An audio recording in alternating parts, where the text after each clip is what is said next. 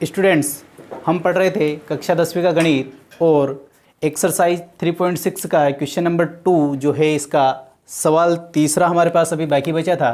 इस तीसरे सवाल को हम हल करेंगे। तीसरा सवाल है, रूही 300 किलोमीटर की दूरी रेल तथा बस से तय करती है। टोटल दूरी कितनी है? 300 किलोमीटर। यहाँ पर कुल दूरी है 300 किलोमीटर। यदि वह पहली कंडीशन दे रखी कि 60 किलोमीटर रेल से तथा कुछ दूरी बस से तय करती है तो उसे 4 घंटे लगते हैं। फिर दूसरी कंडीशन दे रखी कि यदि वह रूही 100 किलोमीटर रेल से तथा शेष बस से तय करती है तो उसे 10 मिनट और अधिक लगते हैं। पहले लगते थे 4 घंटे, अब 4 घंटे से 10 मिनट और ज़्यादा लगते हैं, और अधिक लगते हैं। रेल तथा बस की चाल ज्ञात कीजिए। अब हम यहाँ पर देखेंगे हमें क्या ज्ञात करना है, रेल की चाल और बस की चाल। तो मानेंगे क्या हम, जो हमें ज्ञात करना है, माना कि रेल की चाल x किलोमीटर प्रति घंटा और बस की चाल y किलोमीटर प्रति घंटा। माना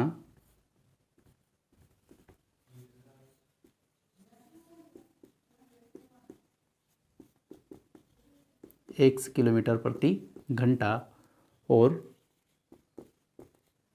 बस की चाल y किलोमीटर प्रति घंटा, ये हमने मान लिया। अब पहली कंडीशन क्या दे रखी है हमें, वो टोटल दूरी कितनी है? 300 किलोमीटर की। 300 किलोमीटर की दूरी को तय करने में अगर वो 60 किलोमीटर रेल से चलती है तो उसको, और शेष जो दूरी है वो बस से तय करती है तो उसको 4 घंटे लगते हैं। यानी कि रेल द्वारा लिया गया समय और बस द्वारा लिया गया समय टोटल कितना है? 4 घंटे हैं। तो यही हम निकालेंगे अकॉर्डिंग टू क्वेश्चन। प्रश्नानुसार पहली कंडीशन क्या दे रखी है? पहली कंडीशन क्या है कि बस द्वारा लिया गया समय और रेल द्वारा लिया गया समय टोटल कितना है? 4 घंटे। तो रेल का समय प्लस बस का समय बराबर 2 घंटे। रेल का समय और बस का समय टोटल कितना है? 2 घंटे। अब रेल कितना समय ले रही है ये निकालेंगे और बस कितना समय ले रही है ये निकालेंगे। तो समय बराबर क्या होता है? दूरी बटे चाल। अब दूरी कितनी है? रेल से कितनी दूरी तय करती है वो? 60 किलोमीटर। तो यहां पर लिख देंगे अपन 60 बटे, अब रेल की चाल क्या है? x किलोमीटर प्रति घंटा, तो 60 बटे x प्लस बस का समय। तो बस से कितनी दूरी तय करती है? तो 300 में से 60 किलोमीटर अगर वो रेल से चलती है तो बाकी बचा वो बस से चलेगी। तो बस से कितना चलेगी? 240। तो 240 बटे y। आई बात समझ में? यहां पर एक बार और समझिए कि रेल और बस द्वारा लिया गया समय कितना है? 4 घंटे। सॉरी, यहां पर लिखा हुआ है 4 घंटे। टोटल 4 घंटे लगते हैं। तो रेल का समय निकालेंगे तो रेल के द्वारा चली गई चाल यानी कि दूरी बटे समय। तो रेल कितनी दूरी तय करती है? वो रेल से 60 किलोमीटर। तो 60 बटे रेल की चाल क्या है? x किलोमीटर प्रति घंटा। फिर बस द्वारा लिया गया समय, तो कुल दूरी बस द्वारा कितनी दूरी तय करती है? तो टोटल दूरी है उसकी 300 किलोमीटर। इसमें से वह 60 किलोमीटर रेल से चलती है तो बस से कितनी चलेगी? 240 किलोमीटर। तो 240 बटे y बराबर कितना आ जाएगा? 4 घंटे। अब देखिए यहां पर हम इसको हल कर लेते हैं। इस 4 के बटे में कुछ भी नहीं, यानी कि 1, 4 से ये सारी संख्या कट जाएगी, 4 से ये कट जाएगा 15 बार, तो 15 बटे x प्लस 4 से ये कट जाएगा 4 × 24 यानी कि 60। तो ये हो जाएगा 60 बटे y बराबर 4 एकम 4, 1। ये हो गई हमारी समीकरण 1। अब दूसरा देखिए, अगेन पुनः प्रश्नानुसार अगर हम देखते हैं तो पुनः क्या दिया हुआ है कि अब दोबारा यदि, दूसरी कंडीशन दी हुई है, यदि वह 100 किलोमीटर रेल से चलती है तथा शेष बस से चलती है। तो अब पुनः क्या होगा? अब देखेंगे, अब जो रेल का समय, पुनः रेल का समय प्लस बस का समय,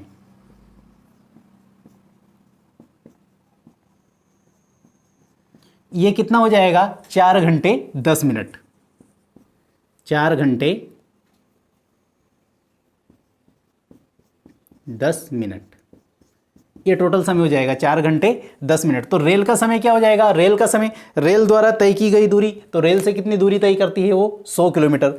तो 100 / रेल की चाल x प्लस, अब बस से कितने चलेगी, वो 300 में से 100 रेल से चलती है तो बाकी बचा 200, तो 200 वो बस से चलेगी, तो 200 / y बराबर 4 घंटे 10 मिनट, तो 4 सही। अब इसको 10 मिनट को क्या लिख देंगे हम, 10/60, 1 घंटे में 60 मिनट होते हैं, इसको सरल करेंगे तो ये आ जाएगा 1, तो 4 छंग 24 और 1 25/6, यानी कि ये क्या हो जाएगा हमारे पास 25/6। इसको हम आगे लिखते हैं तो ये आ जाएगा हमारे पास 100/x प्लस 200/y बराबर 25/6।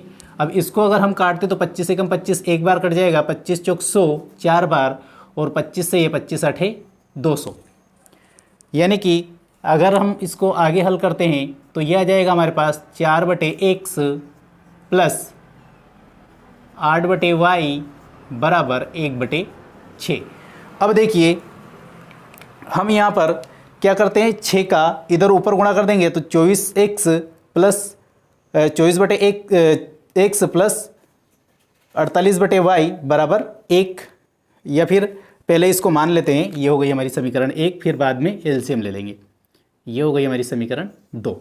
अब देखिए अब क्या करेंगे, अब हम मानेंगे 1/x और 1/y, क्योंकि दोनों समीकरण जो है हमारे वो रेखिक समीकरण के रूप में नहीं है। तो पहले अब हम समीकरण 1 और समीकरण 2 को रेखिक समीकरण बनाएंगे, तो यहाँ पर लिखेंगे माना 1/x बराबर p और 1/y बराबर q, ये हमने मान लिया। अब इसमें हम मान रखेंगे तो पहली जो समीकरण है हमारी 15/x है, तो 15 तो ऐसा कैसे आ जाएगा, बचेगा 1/x, तो 1/x की जगह लिख देंगे हम p, यानी कि ये क्या हो जाएगा 15p, ये हो जाएगा 15p प्लस 60/y, तो ये हो जाएगा 60q प्लस 60q बराबर, अब देखिए ये आ जाएगा हमारा 1, ये तो है हमारी पहली समीकरण। दूसरी समीकरण में 4/x, तो 4 ऐसे कैसे ही, और 1/x की जगह p, तो 4p प्लस 8/y यानी कि 8q बराबर 1/6, बराबर 1/6।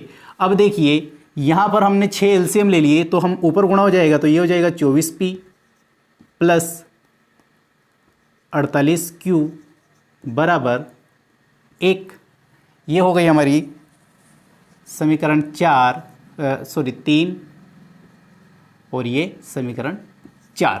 अब देखिए समीकरण 3 से और समीकरण 4 से हम p या q का मान निकालकर इसको प्रतिस्थापन विधि से करेंगे, क्योंकि यहाँ पर इनको विलोपन विधि से थोड़ा ज़्यादा बड़ा हो जाएगा, तो हम इसको प्रतिस्थापन विधि से करेंगे। तो समीकरण 3 से p या q का मान निकालकर हम समीकरण 4 में रख देंगे। यहाँ पर लिखेंगे हम समीकरण 3 से,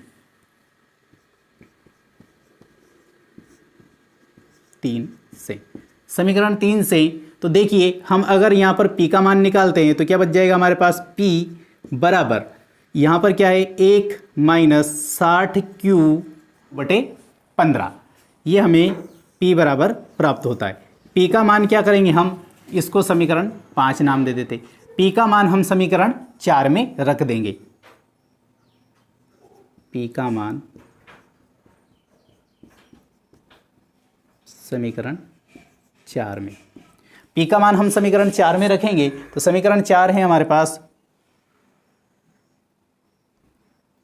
24, अब p के स्थान पर लिख देंगे हम 1 माइनस 60q/15, ठीक।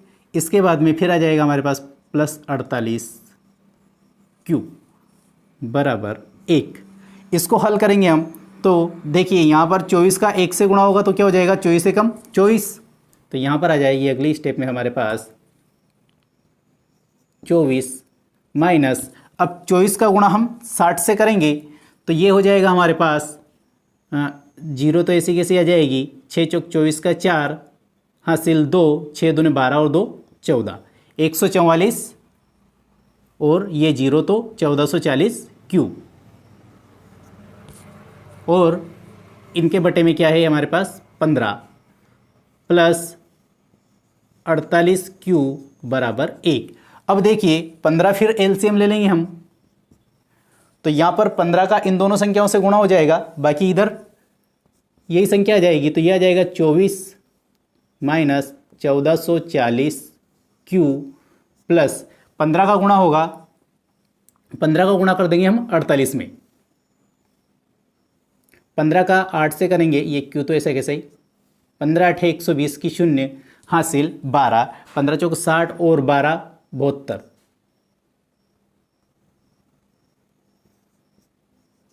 720Q बराबर 15 का गुणा 1 से करेंगे तो 15। ये समीकरण हमें प्राप्त हुई, इसको हम सरल करते हैं तो देखिए ये 24 तो इधर पहुंचा देंगे हम, तो प्लस के हो जाएंगे, और यहाँ पर 1440Q में से 720Q घटाएंगे तो हमारे पास बच जाएगा माइनस का 720Q। 1440Q में से 720Q घटाएंगे तो हमारे पास बचेगा यहाँ पर माइनस 720Q। फिर इस 24 को हम उधर पहुँचाएंगे तो ये हो जाएगा माइनस का, तो बराबर 15 माइनस 24। अब देखिए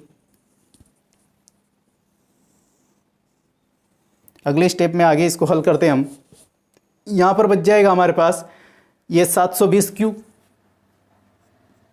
माइनस 720Q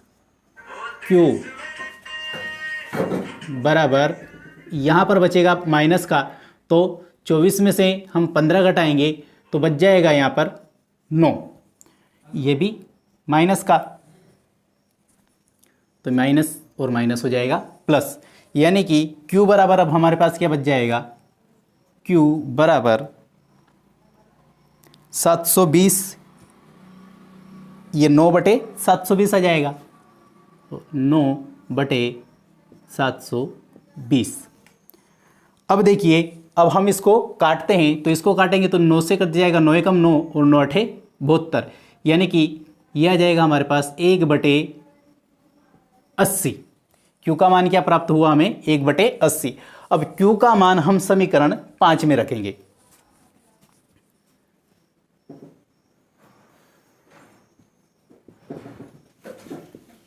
Q का मान समीकरण 5 में, Q का मान हम समीकरण 5 में रखेंगे। समीकरण 5 है हमारे पास P बराबर 1 माइनस 60Q/15, तो ये लिख देंगे हम P बराबर 1 माइनस, ये लिख देंगे 60 और Q के स्थान पर लिख देंगे हम इंटू 1/80 और इनके बटे में आ जाएगा यहाँ पर 15।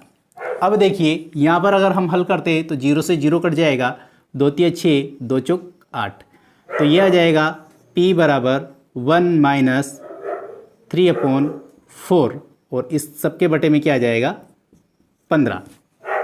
अब हम इसको हल करेंगे आगे, तो इसके बटे में कुछ भी नहीं यानी कि 1 है। यहाँ पर हम इसमें 1 और 4 में लघुत्तम लेंगे तो कितना आ जाएगा 4, तो 4 माइनस 3/15। अब देखिए 15 के बटे में कुछ भी नहीं है यानी कि क्या है 1 है। देखिए 4 में से 3 घटाएंगे तो हमारे पास यहाँ पर बच जाएगा 1 और बटे के ये 4, तो इसको लिख देंगे हम ये 1/4। अब देखिए ये 15/1 है, ये उलट कर जाएगा तो 1/15 हो जाएगा, तो ये आ जाएगा 1/60, यानी कि P का मान क्या प्राप्त हुआ हमें 1/60 और Q का मान क्या प्राप्त हुआ था 1/80। अब हमने क्या माना था यहाँ पर P बराबर क्या माना था हमने, P बराबर माना था 1/x, तो यहाँ पर लिखेंगे हम। इसके बाद में इसको हल करते हैं आगे। P बराबर हमने माना था 1/x और 1/x बराबर हमें क्या प्राप्त हुआ 1/60। इसका हम तिर्यक गुणा करेंगे तो हमें प्राप्त हो जाएगा x बराबर 60।